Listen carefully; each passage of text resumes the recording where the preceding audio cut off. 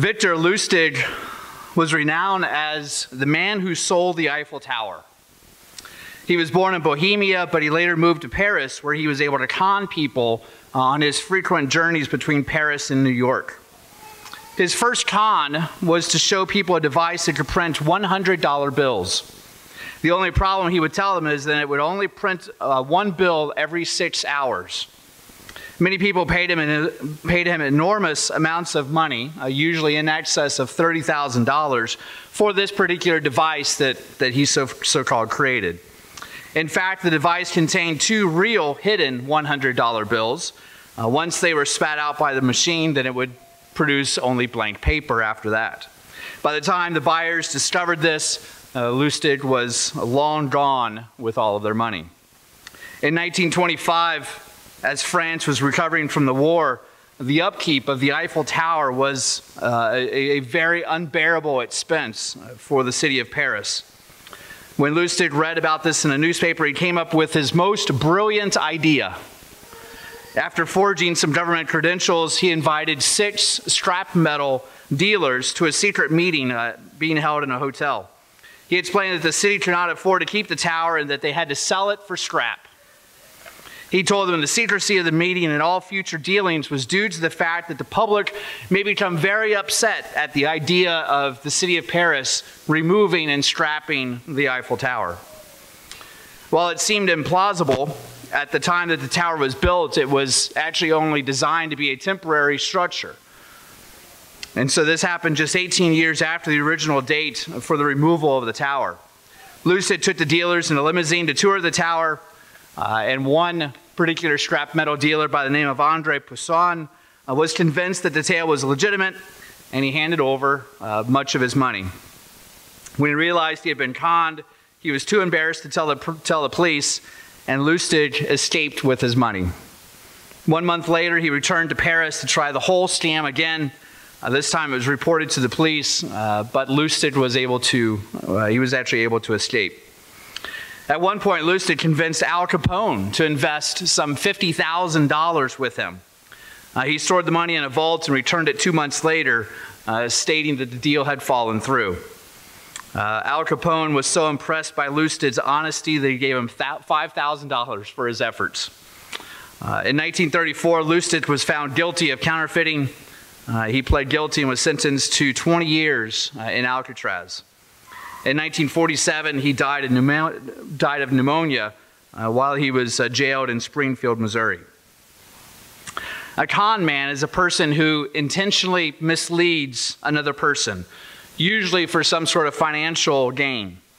The Bible, though, contains several stories of con men and various trickeries that have taken place. You might recall the story of Samson and Delilah. Maybe you'll think of the story of Laban as it relates to Jacob and him trying to marry one of Laban's daughters. Various situations that Paul dealt with. He encountered some unique situations during his travels.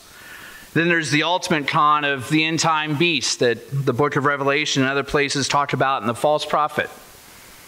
Go with me, if you will, over to the book of 1 Peter. Sort of 1 Peter chapter 5.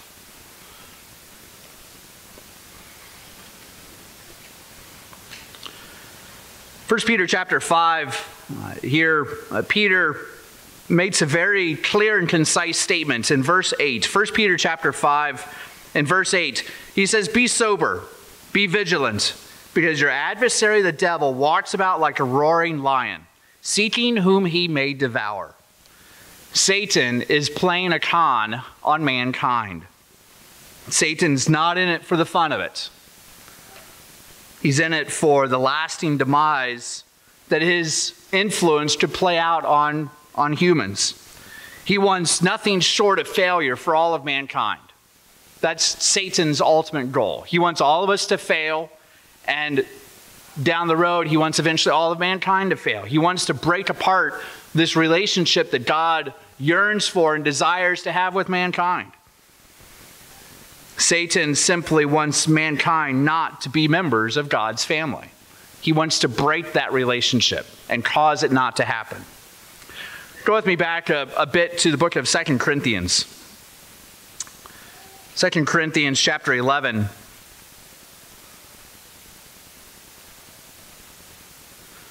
We see how Satan is the master con man. He's been doing it since the very beginning, since he first rejected God and God's authority and God's structure. 2 Corinthians chapter 11 and verse 3, Paul writes, he says, "But I fear lest somehow as the serpent deceived Eve by his craftiness, so your minds may be corrupted from the simplicity that is in Christ." Paul here was concerned for the church at Corinth. And he did not want the church there to become deceived. He didn't want them to be conned by Satan. He didn't want them to end up drifting off and doing their own thing. He brings up Eve. Satan didn't deceive Eve with openness and honesty. That's not how he deceived Eve, was it? He didn't lay all the cards out on the table and say, "Okay, Eve, this is exactly how it is. You know, God is absolutely telling the truth, but there's this other way." That's not what Satan did, was it? He did not deceive Eve with openness and honesty. Barnes states the word craftiness here in verse 3. If you have a New King James Bible, where Paul says, "Lest somehow I fear as the serpent deceived Eve by his craftiness." The word craftiness here implies shrewdness or a cunning, or some sort of cunning craft that was utilized. This is how Satan operates. It's with slyness. It's this cunning approach. It's not out in the open. It's not full of honesty. It's in the trees. It's in the bushes. It's hidden. It's secret. It's being a con man.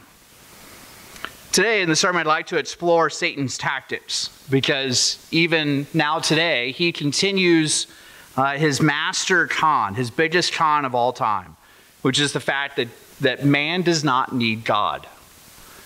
Man does not need God. That's ultimately what Satan is selling. That man doesn't need God. Man doesn't need this overall creator, this master of the universe, this loving father. Mankind doesn't need that. And that's the ultimate con that Satan is still trying to sell and has sold since the beginning of time. Satan began his big con with mankind back in Genesis chapter 3. If you'll go back there with me. He began it back talking to Eve back in the Garden of Eden. If we go back to the story of the two trees back here, Genesis chapter 3. Here we read about the first sin that takes place here that's recorded for us. In Genesis chapter 3 and verse 1. "Now the serpent was more cunning than any beast of the field, which the Lord God had made. And he said to the woman, 'Has God indeed said you should not eat of every tree of the earth?' The woman said to the serpent, 'We may eat of the fruit of the trees of the garden, but of the fruit of the tree which is in the middle of the garden, God has said, you shall not eat it, nor shall you touch it, lest you die.' And the serpent said to the woman, 'You will not surely die, for God knows that in the day you eat of it, your eyes will be opened, you will be like God, knowing good and evil.' And so when the woman saw that the tree was good for food, that it was pleasant to the eyes, and a tree desirable to make one wise, she took of its fruit and ate. She also gave to her husband with her, and he ate." This is part of Satan's tactics. He tried it out. He test drove it, if you want to say it that way. He test drove it here with Eve. And it worked. And he was successful. And he's been doing the same thing ever since. Notice again in verse 6 that it was good for food. That it was pleasant to the eyes. And that there was a desire there for knowledge that Satan was throwing out. These three are Satan's main tactics.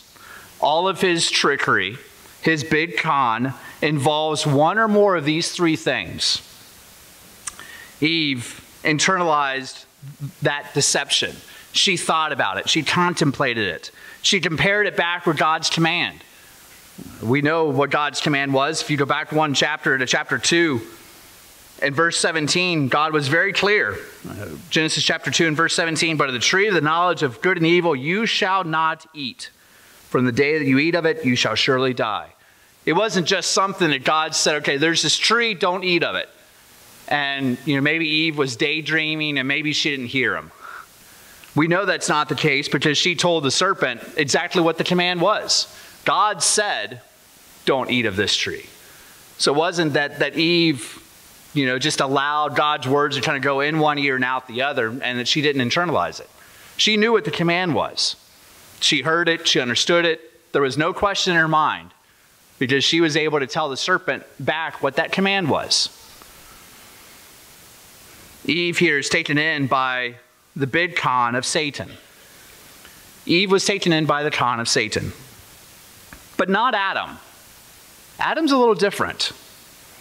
They both sinned, but Scripture tells us that Adam wasn't deceived, only Eve. How is that possible? How is that possible? How is it possible that Eve was deceived and sinned? Adam wasn't deceived in the same way she was, but yet he still sinned. If you think about that for a few minutes, we'll come back and answer that question here in just a bit. Let's go forward, though, in the meantime. Let's go up to the book of Galatians. Galatians chapter 6. And I'd like to read verse 7. Let's define a few terms here as far as what Satan does with his big con. Galatians chapter 6 and verse 7. Paul writes, he says, "Do not be deceived, God is not mocked. For whatever a man sows, that he will also reap." The word deceived here in the Greek is the Greek word plano, P-L-A-N-A-O, plano. And it means to roam from the truth or to simply go astray. To roam from the truth or to go astray. One way to be deceived is to literally move away from the truth. It's a voluntary action. We can sit here today, we can go home tonight, and we can choose to voluntarily move away from the truth. That would be this Greek word that's translated for us in our English Bibles as the word deceived. To voluntarily move away, to voluntarily go astray. We have that choice. We have that choice each and every day that we can go home, we can wake up the next morning and say, no thanks. I don't want to go to church. I want to go back to eating pork and shrimp and all that stuff, and I want to lie and cheat and work my way to the top, at the top of my career ladder. Those are the things I want. And we can voluntarily move away from God's truth. This is the Greek word plano. Regardless of the reason, Satan has these tactics, and he utilizes situations that we come up with, situations that we're involved with in life. And we're then presented with the choice. Do we grab hold of that and allow ourselves to be deceived and allow ourselves to voluntarily move away from the truth, move away from God? Most of the words in the Bible that are translated deceived is this Greek word plano. Again, simply to mean to move away from the truth, this voluntary action of moving away. So is this what Eve did? Going back to Genesis chapter 3, is this what Eve did? Did Eve just voluntarily move away from the truth? Actually, it wasn't. Let's go over to 1 Timothy. Let's table Eve for a minute. Let's go look at Adam. 1 Timothy chapter 2. Paul here tells us a bit about Adam and Eve and the deception that they fell into, the sin that resulted. 1 Timothy chapter 2 and verse 14. 1 Timothy chapter 2 and verse 14. Well, let's pick up in verse 13. For Adam was formed first, then Eve. And Adam, verse 14, was not deceived. But the woman, being deceived, fell into transgression.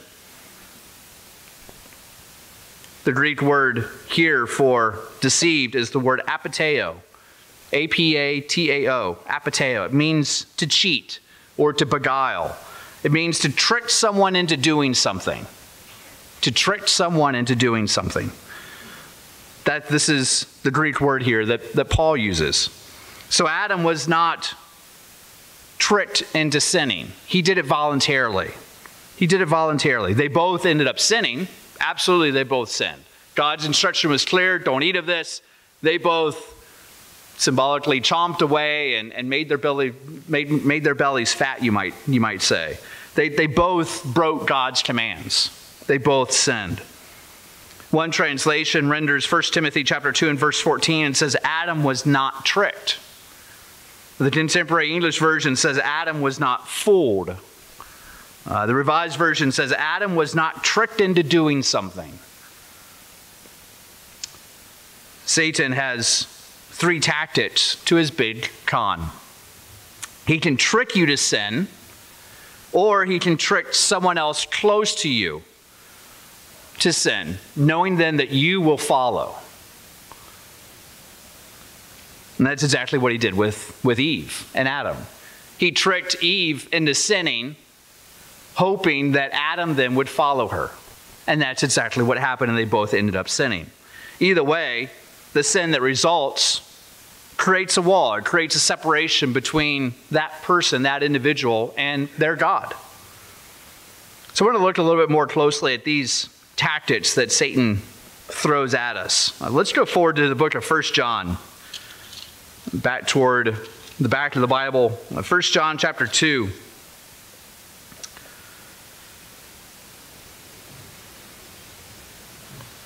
First John chapter 2, and beginning here in verse 15, we'll read verses 15, 16, and 17. 1 John chapter 2 and verse 15, do not love the world or the things in the world. If anyone loves the world, the love of the Father is not in him. For all that is in the world, the lust of the flesh, the lust of the eyes, and the pride of life is not of the Father, but is of the world. And the world is passing away, and the lust of it, but he who does the will of God abides forever. He who changes, he who transforms. This is the ultimate daily goal for each of us, isn't it? We all want to be changing to becoming more like God. We each want to be transforming. We take that commitment of baptism. We bear the old man or the old woman. And it's a daily struggle to keep that person buried, keep that person down as we continue to resist our own self. We grow in godly character and begin to have that mindset that God wants us to have. These tactics, though, of Satan are given for us here in verse 16. These are the tactics that Satan uses so that we don't grow, so that we don't try to transform, so we don't desire to change and become more godly. Let's look deeper a little bit here in verse 16. These are the 3 tactics that Satan uses. These are the 3 that he used with Adam and Eve. We'll see here in a little bit that these are the same 3 that he used with Jesus Christ when he tempted Christ. And these are the same 3 that he continues to use on mankind down through time. The first item that's mentioned here in verse 16 is the lust of the flesh. These are temptations that reside in the flesh as opposed to with the flesh. The key concept you can think of here regarding the lust of the flesh is this is physical gratification. Physical gratification is what lust of the flesh is. It usually involves physical possessions, having the latest, having the greatest, desiring those physical possessions. It's the things you look at in your life that give you pleasure. What is it in your life that gives you pleasure? If it's something physical, if it's something tangible, if it's something you wear, or something you drive, or something you live in, or some other physical possession, then this is an area that Satan is trying to get at you. Lust of the flesh, though, again, think of physical gratification. The fancy possessions, the clothing, the jewelry, the house, the car, anything that's pleasing to your eyes. Anything that's pleasing to you. Again, it's this physical gratification. The second item here is the lust of the eyes. This is where you're satisfied with contemplating. You're satisfied with contemplating. This tactic seeks mental gratification. So lust of the flesh is the physical gratification. Lust of the eyes is the mental gratification. It's all up in your mind. It involves a heavy use of imagination. It's things you dream about. It's the over-the-top dreams that maybe you have. The career advancement, the big pay raise, winning the lottery, and you end up dwelling on those things. Again, it's things you think about.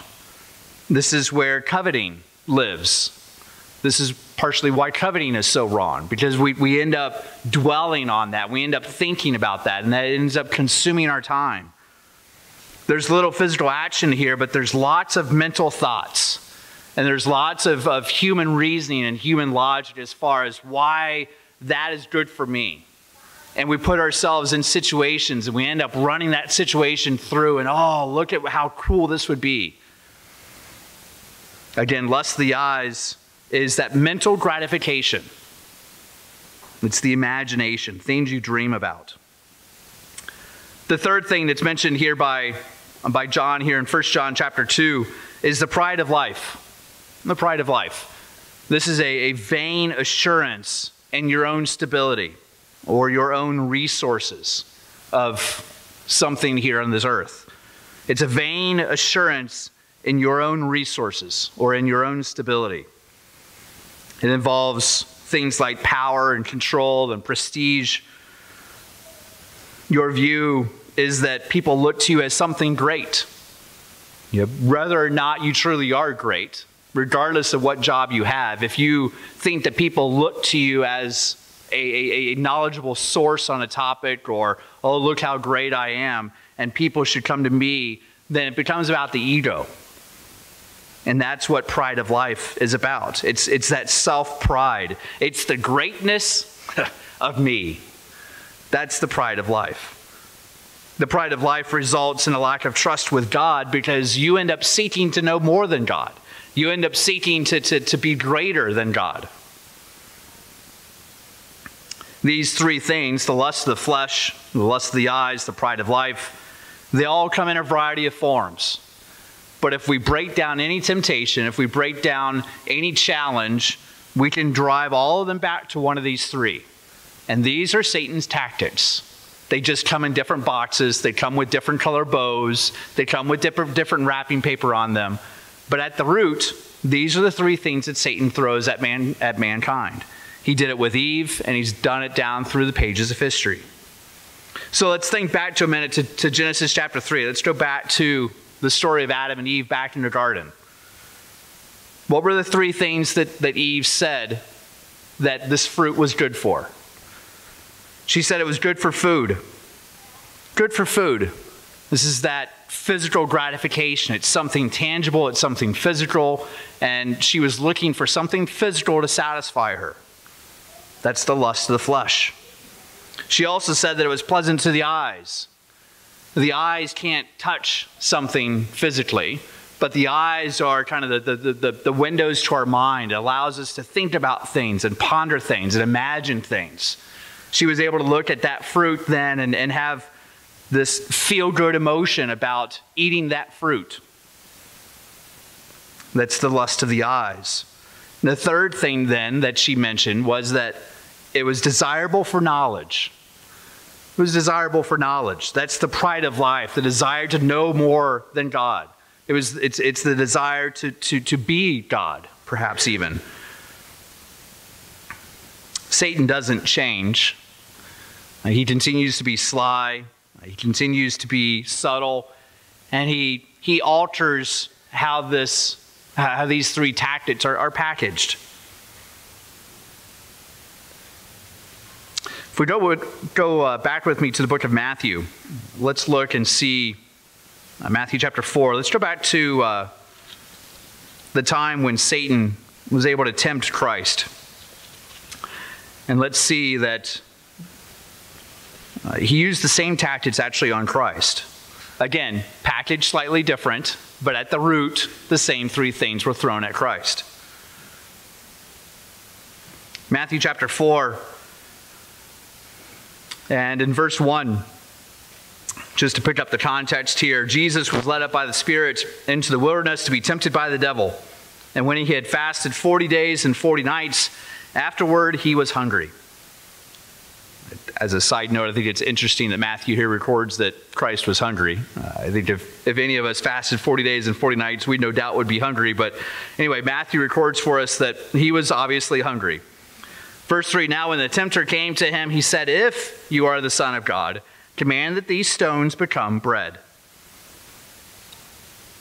Jesus, you're seeking physical gratification. You're hungry. You've been fasting for 40 days and 40 nights. Obviously, your stomach is growling. Obviously, you need something to put into your body. You're hungry. You need food. Snap your fingers and cause these stones to be made bread so you can have that physical gratification. Remember what the lust of the flesh is. It's that physical gratification. And here Satan is coming at Christ with a temptation to satisfy himself physically. Make yourself some bread. Snap your fingers. Let the desserts rain down from heaven.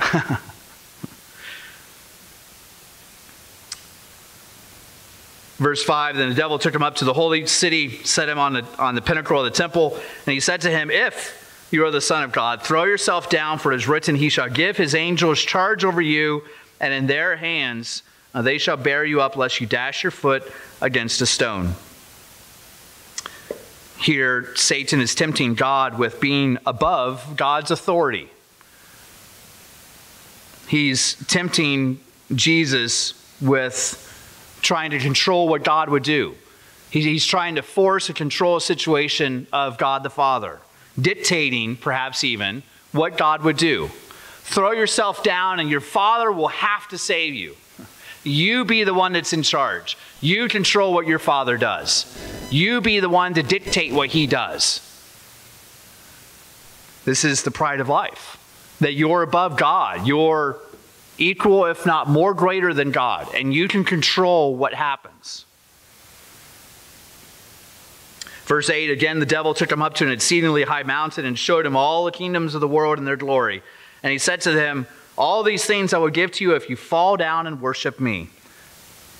Now he moves into his mind, and he begins to play these mental games with Jesus Christ.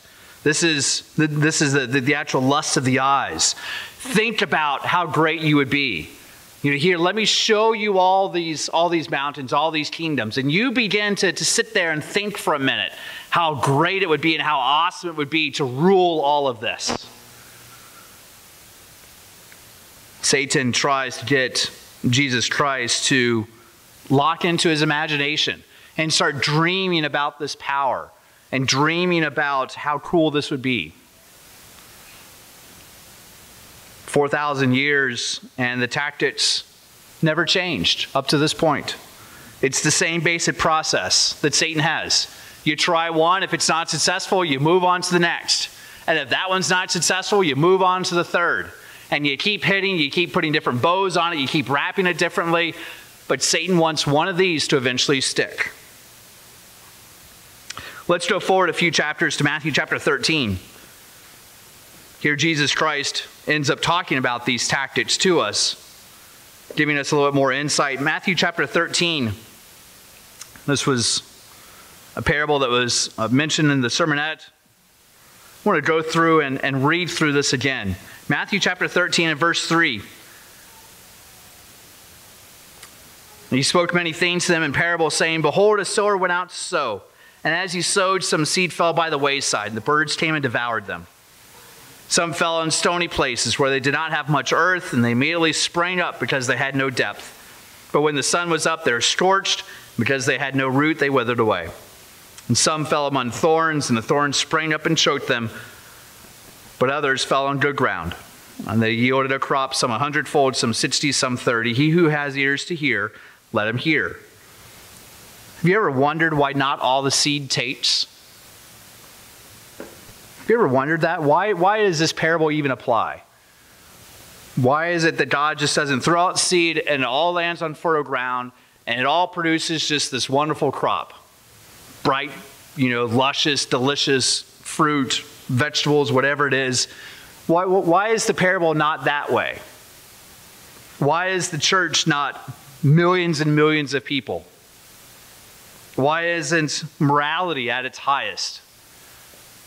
Why isn't a marriage sacred? Why are families not strong and safe and secure?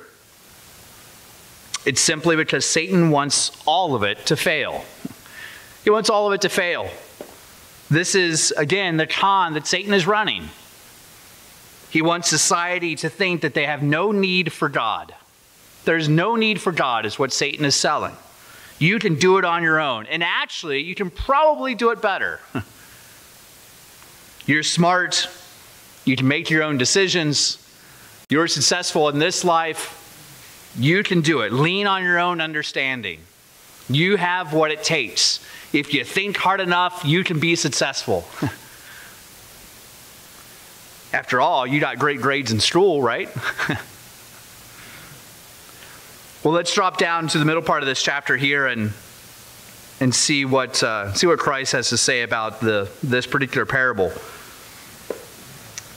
Verse 18, therefore hear the parable of the sower. When anyone hears the word of the kingdom and does not understand it, then the wicked one comes and snatches away that which was sown in his heart.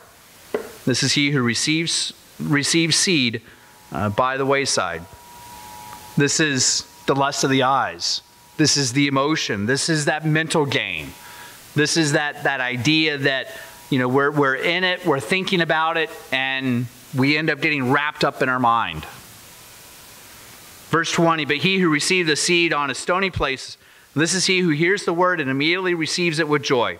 Yet he has no roots and endures only for a while. For when tribulation or persecution arises because of the word, immediately he stumbles. The stony Christian is the one that falls prey to the lust of the flesh. Again, remember that physical gratification. Tribulation hurts. It pains me. I don't like it. It makes me uncomfortable. It's not pleasant. I want to make myself safe again. Protect me. Our human self-protection kicks in then, and you do what you have to in order to protect yourself, to protect your body, to protect yourself. But here, this seed falls prey to the lust of the flesh. It's that physical gratification that it seeks. Verse 22, now he who receives seed among the thorns is he who hears the word, and the cares of this world and the deceitfulness of riches choke the word, and he becomes unfruitful. The thorny Christian is the one who falls prey to the pride of life. This is the riches, the fame, the power, the control, the prestige. Remember, the pride of life is the one individual who has this vain assurance in their own resources.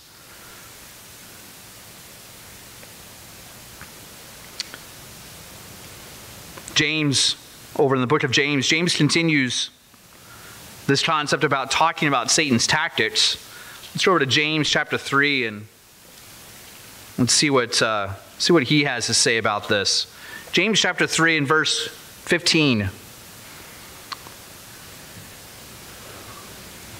James chapter 3 and verse 15, he talks more about these three tactics, these three ideas of Satan, these three goals of Satan. Again, he just wants us to fail at any one of these. He doesn't need to hit us with all three. If he can trip us up with this physical gratification, or if he can trip us up by getting us to imagine and play in these daydreams, or if he can get us to lock in and be comfortable with ourselves and have this vain assurance of our own resources, then he's able to be successful. He just wants us to get tripped up on one of these. James chapter 3 and verse 15. This wisdom does not descend from above, but it's earthly. It has the lust of the flesh. It's physically oriented. It measures success in worldly terms. Its aims and goals are worldly. It's unable to go beyond the limits of this world to gain a perspective on things that are godly. Again, this is that physical component, the physical gratification. James goes on then and says, this wisdom does not descend from above, but is earthly, and it's sensual. Things that are sensual it's this mind game. It's the lust of the eyes. It's mental. This is literally animal-like. It's the wrong type of wisdom. It's more like an animal's attitude. It's the wisdom that makes an animal snap and snarl with no other thought, no other conscious thought other than satisfying itself personally. Jude verse 19 says, these are sensual persons who cause divisions, not having the Spirit. Again, this sensual step here that James talks about as not being godly is where we play in the mind. And we're all about that mental gratification. The lowest step here that James mentions is the demonic step. This is the pride of life. This is the idea that you can be like God. It produces the kind of situation that Satan delights in. Ezekiel chapter 28 and verse 17, and speaking of Lucifer, Ezekiel writes, your heart was lifted up because of your beauty. You have corrupted your wisdom. This is the pride of life. This is, oh, look at me. I have all this assurance in who I am and the resources that I have at my disposal. The demonic step is the lowest step. This is where Satan fell prey himself. He allowed this kind of mentality to get wrapped up, and Ezekiel writes many verses about that. So how is it that these tactics lead to sin? How do these tactics lead to sin? Let me ask you a couple questions here. Are you sinning every time you see a hunk or you see a babe walking down the street? Is that sin? Just right off the bat. You see that person, boom, you've sinned, deal is done. How about, depending on how your tax situation works out, maybe you receive a really large IRS refund check. You did it in the mail and, woohoo, I'm so happy. You go to the bank and cash it. Is that sin? Just like that. You cash the check and boom, you've sinned. Is that a true situation? What about if you were to go out and maybe buy a new tie or a new dress? Is that sin? How about if someone gives you some new jewelry or some other accessory or some fun gadget or gizmo? Is that sin? Let's stay here in the book of James. Let's go back to chapter 1, though. There's an interesting progression of events that lead to sin. Any one of those scenarios that I just mentioned could lead to sin. Or they could not be sin. And James here talks to us about that progression of events that end up leading to sin. James chapter 1 and verse 14. James writes, he says, but each one is tempted when he is drawn away by his own desires and enticed. Then when desire has conceived, it gives birth to sin. And sin, when it's full grown, brings forth death. Do not be deceived, my beloved brethren. So James tells us that it begins with desires and enticement. It's not yet sin. It's not yet wrong. We find ourselves in a store. We see something in that store that we like.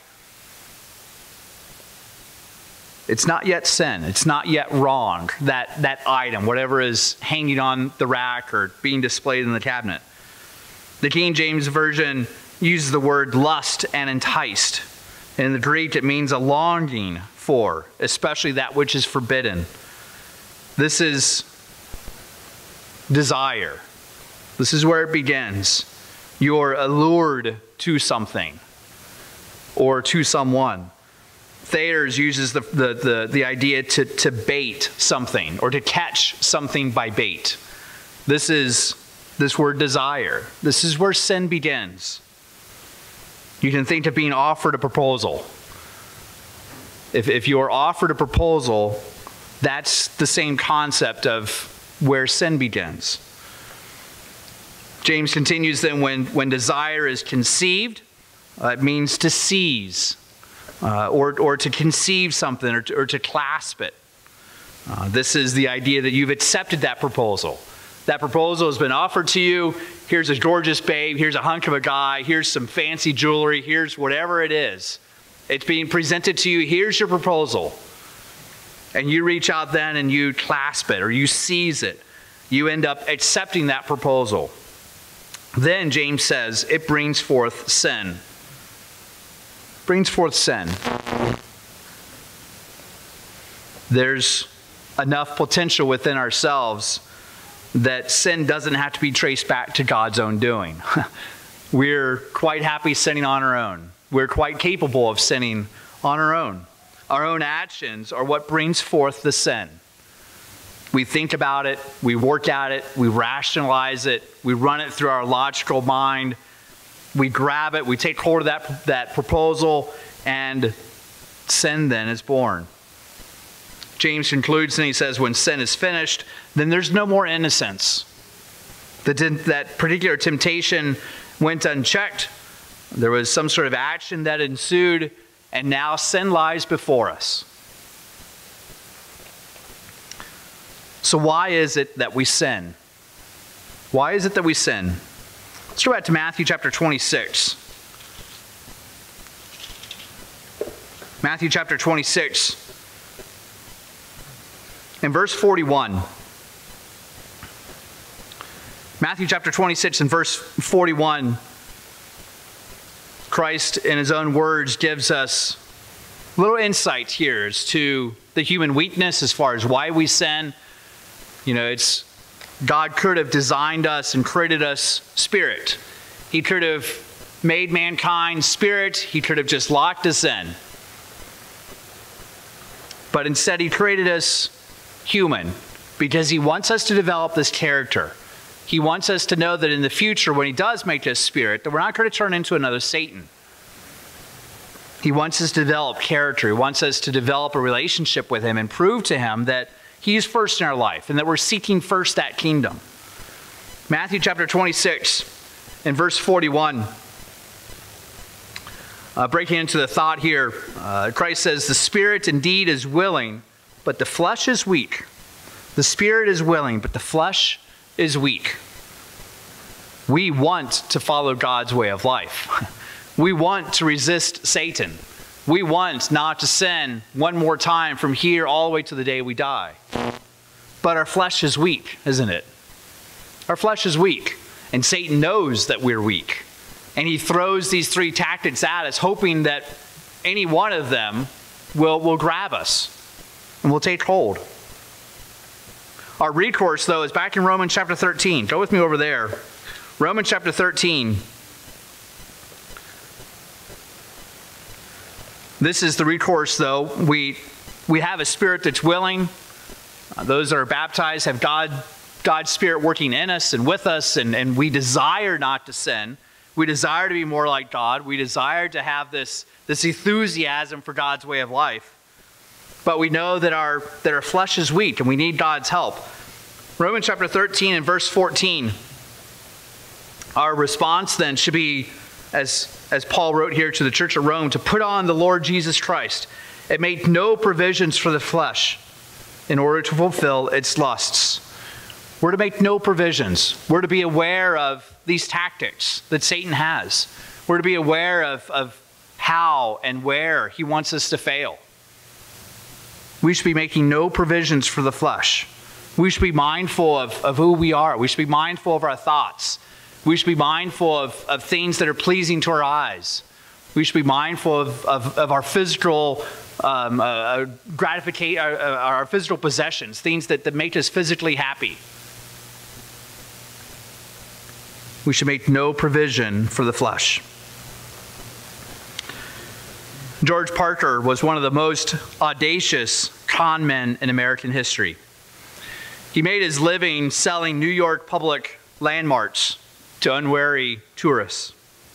His favorite object for sale was the Brooklyn Bridge, which he ended up selling twice a week for many, many years. He convinced his marts that they could make a fortune by controlling access to that particular roadway. More than once, the police had to remove naive buyers from the bridge as those buyers ended up trying to erect toll barriers for entrance to the bridge. Other public landmarks he sold included the original Madison Square Garden, the Metropolitan Museum of Art, Grant's Tomb, and the Statue of Liberty. George had many different methods for making his sales. When he sold Grant's Tomb, for example, he would often pose as the general's grandson. And he would even set up a fake office in order to handle his real estate swindles. He produced impressively forged documents in order to prove that he was the legal owner of whatever property he was attempting to sell. George Parker was convicted of fraud 3 different times. After his third conviction on December 17th, 1928, he was sentenced to a life term at Sing Sing prison, and he spent the last 8 years of his life behind bars. George Parker was very popular among the guards and other fellow inmates because he would often tell stories of his exploits. George is remembered as one of the most successful con men in the history of the United States, as well as one of history's most talented hoaxers. His exploits have passed into popular culture, giving rise to popular phrases such as, "And if you believe that, I have a bridge to sell you."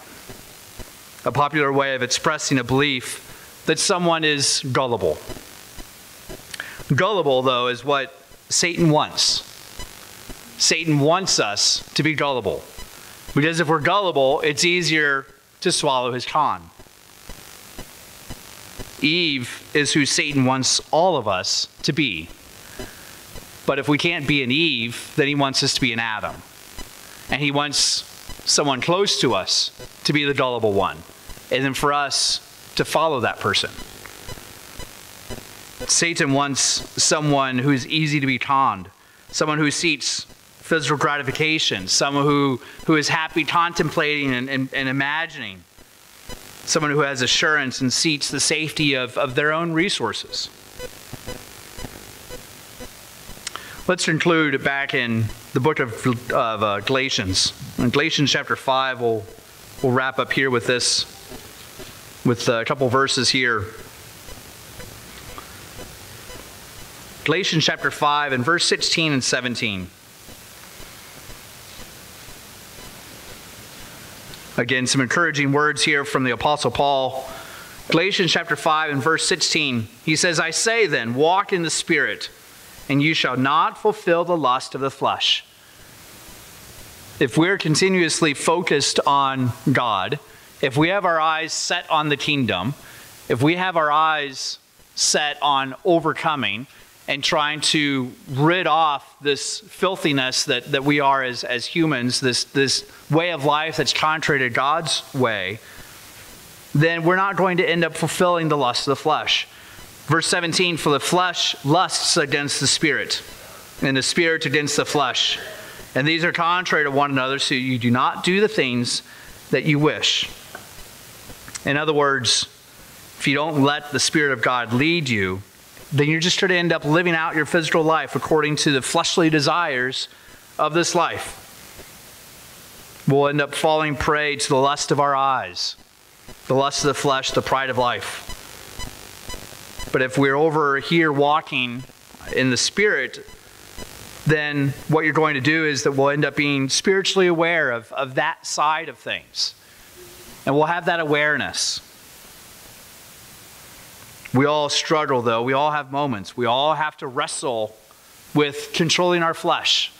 And on a daily basis and on an hourly basis and every second of every minute, we need to be striving to live toward God's way of life and striving to live more godly. Brethren, let's be fully aware of how Satan tempts each of us to sin. Know about how you can be torn away due to physical gratification or the imaginations that our mind can be so easily overrun with. Let's be careful of having this vain assurance of things we own and things we can do. God offers us the help needed to stay the course and to avoid Satan's tactics. Let's be always symbolically on our knees and keeping our eyes in the Bible.